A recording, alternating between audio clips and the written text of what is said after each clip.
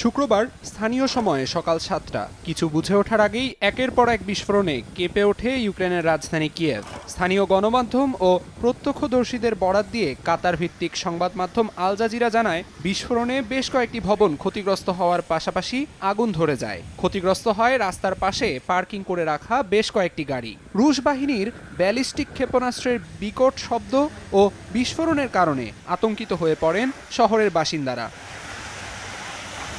তবে কিয়েভের বিভিন্ন এলাকায় ক্ষেপণাস্ত্র প্রতিরক্ষা ব্যবস্থা সক্রিয় থাকায় বড় ধরনের ক্ষয়ক্ষতি প্রতিরোধ করা গেছে বলে জানিয়েছে স্থানীয় প্রশাসন। পাশাপাশি জনগণকে সতর্ক থাকারও নির্দেশ দেওয়া হয়। কিয়েভের মেয়র ভিতালি ক্লিটসকো আল জাজিরাকে জানান, শহরের হোলাসিভস্কি অঞ্চলে একটি ক্ষেপণাস্ত্রের ধ্বংসাবশেষের আঘাতে আগুন লেগে যায় বেশ কয়েকটি গাড়িতে।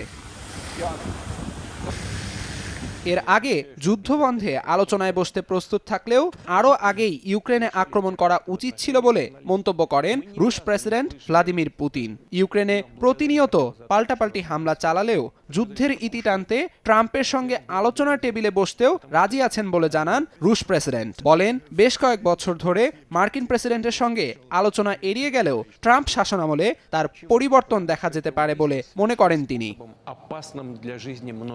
সংবাদ সম্মেলনে রুশ সেনাদের সঙ্গে দ্বৈত সামরিক মহড়ায় অংশ নেওয়ার জন্য যুক্তরাষ্ট্রের প্রতি আহ্বান জানান পুতিন। ওরেশনিক ক্ষেপণাস্ত্র নিয়ে পশ্চিমাদের ধারণা দূর করতেই এই প্রস্তাব তুলে ধরেন তিনি। এ সময় রাশিয়ার কুর্স্ক অঞ্চলে অবস্থানরত ইউক্রেনীয় সেনাদের বের করে দেওয়ার হুঁশিয়ারি দেন প্রেসিডেন্ট। একই সঙ্গে মঙ্গলবার লেফটেন্যান্ট জেনারেল কিরিলোভকে তার বাসভবনের সামনে গুলি করে হত্যার কথা উল্লেখ করে ইউক্রেনীয়দের সন্ত্রাসী আখ্যা দেন। আমিরুল ইসলাম আলিফ, সময় সংবাদ।